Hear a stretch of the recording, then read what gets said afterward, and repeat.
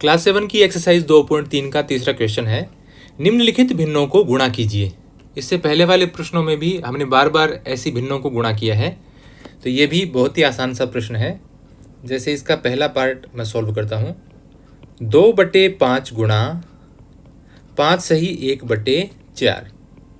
तो गुणा बाद में करेंगे, पहले जो दूसरी जो भिन्न है यह एक मिश्रित भिन्न यानी मिक्स्ड फ्रैक्शन दे रखी है, इसको पहले अनुचित भिन्न में बदलेंगे। कैसे? इन दोनों को आपस में गुणा करते हैं, 5 चौका 20 और उसमें जो अंश है वो जोड़ देते हैं, 20 और 1 21/4। अब आप इनको सीधा गुणा कर दें या फिर पहले इनको कोई इनमें कॉमन फैक्टर है वो कट कर सकते हैं या बाद में भी उसको कट कर सकते हैं। जैसे ये 2 है और दूसरे भिन्न में एक 4 है, 2 एकम 2, 2 दूनी 4। ये पहले भिन्न के अंश से दूसरी भिन्न के हर को मैंने इसलिए काट दिया क्योंकि इनके बीच में गुणा का चिन्ह है। यदि इनके बीच में प्लस का चिन्ह हो, माइनस का चिन्ह हो, यानी भिन्नों का जब जोड़ हो रहा हो या घटाव हो रहा हो, तब हम इस प्रकार से दूसरी भिन्न के अंश को पहली भिन्न के अंश हर से इस प्रकार से बदल कर नहीं काट सकते। तो ये आ जाएगा आपका 1 को 21 से गुणा करेंगे, 21 एकम 21 और नीचे 5 को 2 से गुणा करेंगे, 5 दूनी 10। ये एक अनुचित भिन्न आ गई आपके पास। जब भी आपके पास अनुचित भिन्न आए तो आप प्रयास करें कि इसको बदल दें आप मिक्स्ड फ्रैक्शन में यानी मिश्रित भिन्न में। अनुचित भिन्न का मतलब ये होता है जिसका अंश बड़ी संख्या है और हर छोटी संख्या है वह अनुचित भिन्न होती है, और जिसका अंश छोटा और हर बड़ा होता है वह उचित भिन्न होती है। तो इस अनुचित भिन्न को हम किस प्रकार बदल सकते हैं? 21 में 10 का भाग दीजिए, कितनी बार जाएगा? 10 दूनी 20। आपके पास शेषफल बच गया 1 और नीचे हर वही रहेगा 10। या आप इसको इस प्रकार से भी देख सकते थे कि ये जैसे 21 में आपने 10 का भाग दिया, 10 दूनी 20, शेषफल बचा 1। भाग कितनी बार गया? 2 बार, वो आपने सबसे पहले लिख दिया। फिर जो शेषफल बचता है वो उसको आप ऊपर लिखें और नीचे 10 की जगह 10, यानी जो आपके पास पहले हर था, डिनोमिनेटर था, वही आप सेम रखेंगे। अब इसका वैसे सारे ही एक जैसे पार्ट हैं, इसमें से मैं कुछ 2-3 पार्ट बता देता हूँ, बाकी आप खुद ट्राई करें। दूसरा है इसका 6 सही 2/5 गुणा 7/9। ये पहली भिन्न है, ये मिश्रित भिन्न है, इसको अनुचित में बदलिए। 5 को 6 से गुणा किया, 5 6 का 30 और 30 में 2 जोड़ने पर आ गया 32/5 गुणा आपके पास है 7/9। अब 32 और 7 और नीचे 5 और 9 में कोई भी 32 7 में और 5 9 में कोई कॉमन गुणनखंड नहीं है, तो कुछ कट नहीं रहा, तो आप सीधा ही इनको मल्टीप्लाई कर देंगे, यानी 32 को गुणा कर देंगे 7 से और 5 को कर देंगे 9 से गुणा। 32 को 7 से गुणा करेंगे, 7 दूनी 14 और 7 या 21 और 1 22, ऊपर आ गया 224 और नीचे 5 को 9 से गुणा किया 45। अब 224/45 यानी इसका अंश बड़ा है, तो इसको हम बदल सकते हैं मिश्रित भिन्न में। कैसे बदलेंगे आप? 45 का पहाड़ा तो जैसे ज़्यादातर को आता नहीं है, मुझे खुद को भी नहीं याद। 45 से कम 45 दूनी 90, 45 दिया 135, 45 चौका 180, यहाँ तक तो याद है। चलिए आप ऐसा करते हैं, ये मैं इसलिए बता रहा हूँ कि किसी को याद है तो ठीक है, या फिर आप क्या करें, भाग दे दें। 224 में मैंने भाग दिया 45 का। 45 का भाग देने पर यदि आप, जैसे मैंने अभी बताया, यदि आप भाग दे सकते हैं पढ़ा देकर तो ठीक है, नहीं आप गुणा करके देख लीजिए 45 को 4 से, 45 को 5 से, तो ये 4 बार भाग जाएगा। 45 चौका अभी मैंने आपको बताया 180, 4 में से 0 गया 4, 12 में से 8 गया 4, ये आ गया आपके पास 44। कितनी बार भाग गया? 4 बार। शेषफल कितना बचा? 44 और नीचे 45, तो ये आ गया 4 से ही 44/45, तो इसका आंसर आ गया। अब सारे क्वेश्चन इसके लगभग एक जैसे से हैं, तो ये है तरीका इन भिन्नों को गुणा करने का। यानी पहले जो आपको कोई मिश्रित भिन्न दी गई हो उस भिन्न को आप सरल करें और फिर दोनों भिन्नों को गुणा कर दें। यदि उनमें कोई कॉमन फैक्टर है अंश और हर में तो काट दें, नहीं आप सीधा अंश को अंश से गुणा कर दें, हर को हर से गुणा कर दें। अब इसका दूसरा प्रश्न है, चौथा प्रश्न सॉरी, कौन बड़ा है? 3/4 का 2/7 अथवा 5/8 का 3/5, इन दोनों में से कौन सा बड़ा होगा? और ऐसे ही इसका एक दूसरा भाग है। तो पहला भाग हम करते हैं, इसका थोड़ा सा जूम कर लेते हैं इसको। पहला भाग 3/4 का 2/7, तो हम निकालेंगे 3/4 का के लिए आपको मैंने बताया था अंग्रेजी में ऑफ वर्ड आता है और हिंदी में का लिखा हुआ आता है, तो उसकी जगह आपको क्या करना है? गुणा। 3/4 का 2/7 निकालेंगे तो वो वही वैल्यू आती है जो गुणा करने पर आती है, तो इसलिए इसकी जगह गुणा लगाया जाता है। तो गुणा करके मैंने लिख दिया 2/7, और दूसरा साथ साथ ही लिख देते हैं 5/8 का 3/5, तो ये आ गया 5/8 गुणा 3/5। अब अंश में आ गया 3 गुणा 2, हर में 4 गुणा 7, तो ये कट रहे हैं, देखो 2 एकम 2, 2 दूनी 4। अंश में आ गया 3 गुणा 1, तो 3 एकम 3, और हर में आ गया 2 गुणा 7, तो 2 7 14। दूसरा ये आ गया आपके पास 5 और 3 है, तो ये देखिए 5 से 5 कैंसिल हो गया, ऐसे लिखते हैं 5 एकम 5, 5 एकम 5। एक नहीं लिखें तो भी कोई बात नहीं है, ये सिर्फ समझाने के लिए मैंने लिखा है। 1 गुणा 3, 3 एकम 3, और 1 गुणा 8 या 8 गुणा 1, 8 एकम 8। इनमें से कौन सी संख्या बड़ी होगी? संख्याओं को छोटी और बड़ी को पहचानने के कई सारे तरीके हैं, उनमें से 2 सबसे आसान तरीके हैं। वो कब लागू होते हैं? यदि आपके दोनों संख्याओं के अंश बराबर हों या आपकी दोनों संख्याओं के हर बराबर हों।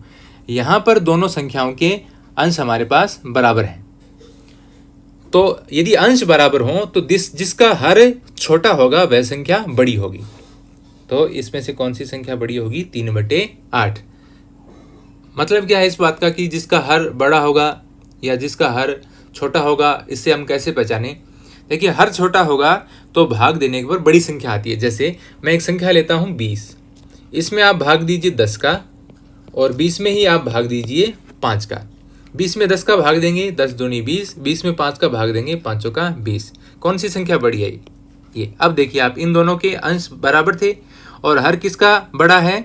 इस संख्या का, और इसका छोटा है। तो जो छोटा हर जिसका था, अंश दोनों के बराबर थे, तो जिसका छोटा हर था वो संख्या तो बड़ी आई है, यानी 4 आ गई, और जिसका हर बड़ा था वो संख्या छोटी आई है, यानी 2 आ गई।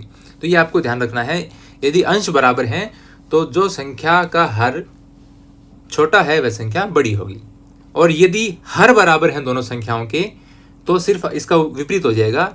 जिस संख्या का अंश बड़ा होगा वह बड़ी होगी, जिस संख्या का अंश छोटा होगा वह छोटी होगी। जो इसके दूसरे पार्ट में देखिए, अभी आप सेकंड पार्ट देखिए अब इसका। 6/7 का 1/2, तो 6/7 गुणा 1/2, और दूसरा 3/7 का 2/3, तो 3/7 गुणा 2/3। यह आ गया आपके पास 6, देखो कैंसिल हो रहा है 2 से, 2 एकम 2, 2 तिया 6। 3 को 1 से गुणा किया, 3 एकम 3, और नीचे 7 को 1 से गुणा किया, 7 एकम 7। यहाँ देखिए 3 से 3 कैंसिल हो गया, ये आपके पास 3 एकम 3, 3 एकम 3 इसको लिख सकते हैं। ऊपर आ जाएगा 2, नीचे आ जाएगा 7। अब यहाँ पर हर इनके समान है, यानी डिनोमिनेटर जो है वो इक्वल है। यदि हर समान हो तो जिस संख्या का अंश बड़ा होगा वह संख्या बड़ी होगी। तो 3 बड़ा है 2 से, तो ये संख्या बड़ी होगी, यानी 3/7 बड़ा होगा 2/7 से। तो ये था इसका चौथा क्वेश्चन। अब करते हैं इसका 5वां क्वेश्चन। ये देखिए, सैली अपने बगीचे में 4 छोटे पौधे एक पंक्ति में लगाती है। 2 क्रमागत का मतलब लगातार, 2 क्रमागत छोटे पौधों के बीच की दूरी 3/4 मीटर है, यानी लगातार 2 पौधों के बीच की दूरी कितनी है? 3/4 मीटर है।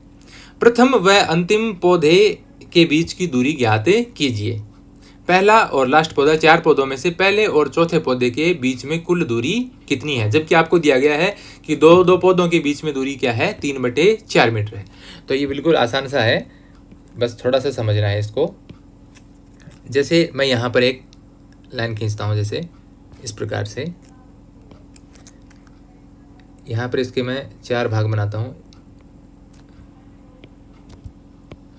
जैसे ये बराबर दूरी नहीं हो पाई, थोड़ी सी बैक करके मैं थोड़ा सा बराबर कर देता हूँ इनको। ये देखिए, यहाँ पहला पौधा लगा है, यहाँ दूसरा पौधा लगा है, यहाँ पर तीसरा लगा है, और यहाँ पर चौथा पौधा लगा है, और इनके बीच की दूरियाँ कितनी है?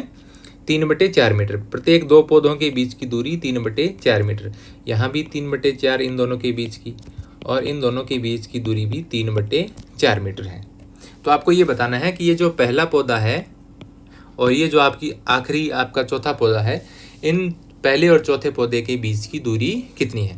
तो तो यहाँ दूरियां क्या है, 3/4, 3/4, 3/4, क्योंकि ये भिन्न में दी गई हैं। यदि आपको कह दिया जाए कि तीनों पौधों के बीच की दूरी 5-5 मीटर है, 5 मीटर, 5 मीटर, 5 मीटर, तो आप क्या करेंगे, 5 को 3 से गुणा करेंगे, 5 या 15 मीटर हो गई। तो वैसे ही यहाँ पर भिन्न है 3/4, तो 3/4, 3/4, 3/4 कितनी बार है, 3 बार। तो या तो आपको इनको जोड़ना होता है 3 बार, या आप क्या करें, 3/4 को किससे गुणा कर देंगे, 3 से गुणा कर देंगे। 3 बार है तो 3 से गुणा कर देंगे। जैसे एक साबुन 20 रुपए का आता है, तो 3 साबुन कितने रुपए के आएंगे, 20 या 60। तो दो पौधों के बीच की दूरी 3/4 है, और ये दूरी इन दो पौधों के बीच में, इन दो पौधों के बीच में और इन दो पौधों के बीच में 3 बार होगी। तो इसको हम क्या करेंगे, 3 से गुणा कर देंगे। तो इसको लिखने का तरीका क्या है, आप यदि पूरा लिखना चाहें ये, तो कैसे लिखेंगे कि दो पौधों के बीच की दूरी 3/4 मीटर है। दो पौधों के, आंसर तो ये बिल्कुल आसान है, आपको 3/4 को 3 से गुणा करना है। पूरा लिख के बताता हूँ मैं आपको कैसे लिखना है। दो पौधों के बीच की दूरी बराबर 3/4 मीटर है। अब 4 पौधे एक पंक्ति में हैं और इनके बीच के गैप कितने गैप बन गए, 1, यहाँ मैं ये इसको मिटा देता हूँ थोड़ा सा, ये देखिए 1, 2 और 3 भाग हो गए इनके बीच में, जिनके बीच की दूरियां 3/4, 3/4 मीटर हैं। तो अतः आप क्या लिखेंगे, अतः पहले व चौथे पौधे के बीच की दूरी बराबर क्या होगी, बराबर 3 गुणा 3/4। तो 3 को 3 से गुणा करेंगे, 3 तिया 9, 9/4। ये एक मिक्स्ड फ्रैक्शन है, यानी मिश्रित भिन्न है, तो इसको आप अनुचित में बदल दीजिए।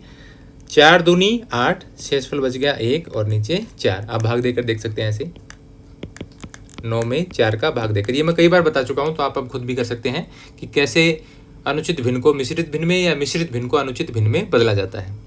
तो उन पौधों के बीच की दूरी होगी 2 सही 1/4 मीटर, पहले और आखिरी पौधे के बीच की दूरी। तो इस वीडियो में ये 3 ही क्वेश्चन हैं।